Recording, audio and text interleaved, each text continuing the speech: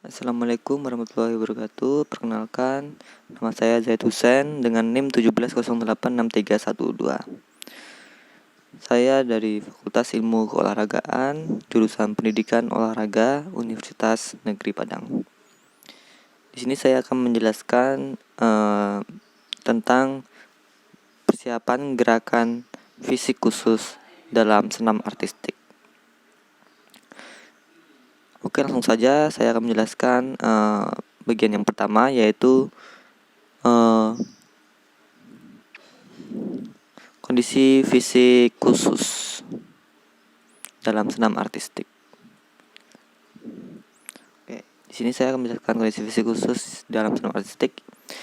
Daya ledak merupakan salah satu dari komponen biomotorik yang penting dalam kegiatan olahraga. Karena daya ledak akan menentukan seberapa keras orang dapat memukul, seberapa jauh orang dapat melempar, seberapa cepat berlari, dan sebagainya. Banyak cabang olahraga yang memerlukan daya ledak untuk dapat melakukan aktivitas dengan baik. Daya ledak adalah kondisi fisik yang harus dikuasai dalam meningkatkan prestasi olahraga, karena daya ledak merupakan tenaga yang dikeluarkan seseorang pada saat memulai gerakan. Setiap atlet harus memiliki daya ledak untuk mengeluarkan tenaga secara eksplosif. Daya ledak merupakan kemampuan yang dihasilkan secara eksklusif dan berlangsung dalam kondisi dinamis. Gerakan-gerakan ini dapat terjadi pada waktu memukul, menarik, memindahkan tempat sebahagian, atau seluruh tubuh. Daya ledak otot sangat dipengaruhi oleh volume otot. Daya ledak otot terjadi karena segmen otot, sendi, dan susunan saraf pusat. Daya ledak otot lengan dapat diperoleh berdasarkan kerja kelompok serat otot untuk menahan beban yang diangkatnya. Daya ledak otot lengan terjadi akibat saling memendek dan memanjang otot lengan atas dan bawah yang didukung oleh dorongan otot lengan dengan kekuatan kecepatan maksimum. Oke, di sini kondisi fisik khusus dalam senam artistik terbagi menjadi dua. Yang pertama yaitu daya ledak otot lengan dan juga daya ledak otot tungkai. Daya ledak otot lengan adalah kemampuan otot lengan untuk mengatasi beban atau tahanan dengan kecepatan kontraksi yang sangat tinggi. Daya ledak otot lengan merupakan gabungan dari dua kemampuan, yaitu daya ledak dan kecepatan, di mana daya ledak dan kecepatan dikerahkan maksimum dalam waktu yang sangat cepat dan singkat. Dalam olahraga senam, dapat kita lihat bahwa daya ledak sangat dibutuhkan dalam pelaksanaan melompat sekaligus melenting salto ke depan, seperti pelaksanaan melenting ke depan atau front handspring. Dapat kita lihat juga pada saat pelaksanaan front handspring bahwa daya ledak yang sangat dominan adalah daya ledak otot lengan. Karena pada saat melenting ke udara, pada saat tumpuan tangan, maka tahanan otot lengan itu harus kuat, dan selanjutnya dorongan dengan tumpuan tangan itu langsung dengan cepat atau berkontraksi melakukan dorongan tangan. Otot lengan merupakan otot kerangka bagian atas. Otot kerangka melakukan kontraksi hanya apabila mendapatkan rangsangan. Rangsangan diterima oleh saraf efren, kemudian dilanjutkan ke saraf pusat otak dari saraf efren. Saraf efren memicu atau memerintahkan otot untuk bergerak atau bekerja sesuai dengan terjemahan pesan yang diterimanya. Daya ledak otot lengan adalah daya atau tekanan sebuah otot, atau lebih tepatnya adalah suatu kelompok otot yang digunakan melawan suatu perlawanan di dalam suatu usaha atau upaya maksimal. Lanjut ke poin kedua, yaitu daya ledak otot tungkai. Daya ledak otot tungkai dapat didefinisikan sebagai suatu kemampuan dari kelompok otot untuk menghasilkan kerja dalam yang sangat tepat atau cepat.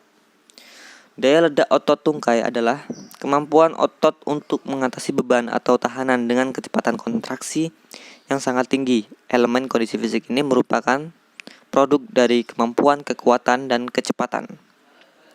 Tungkai terdiri dari tungkai atas, yaitu pangkal paha sampai lutut, dan tungkai bawah, yaitu lutut sampai kaki.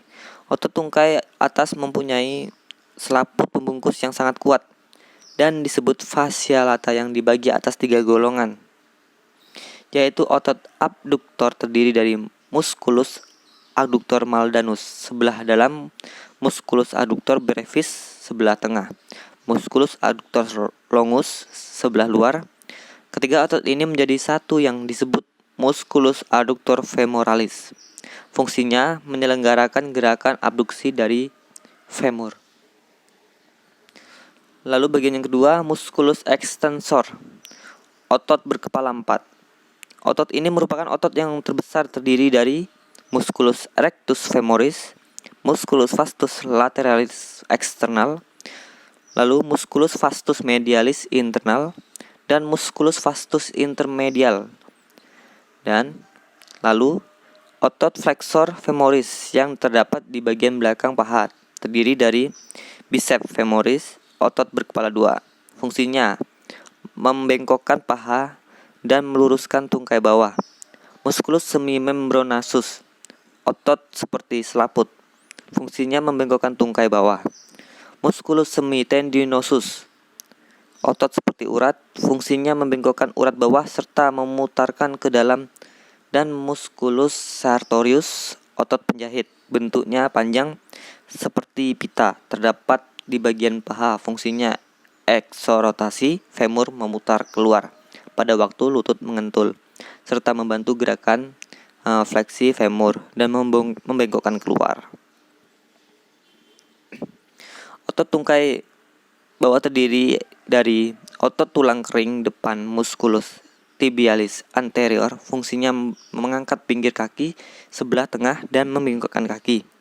Musculus extensor talangus longus. Fungsinya meluruskan jari telunjuk ke tangan, jari-jari manis dan jari kelingking kaki.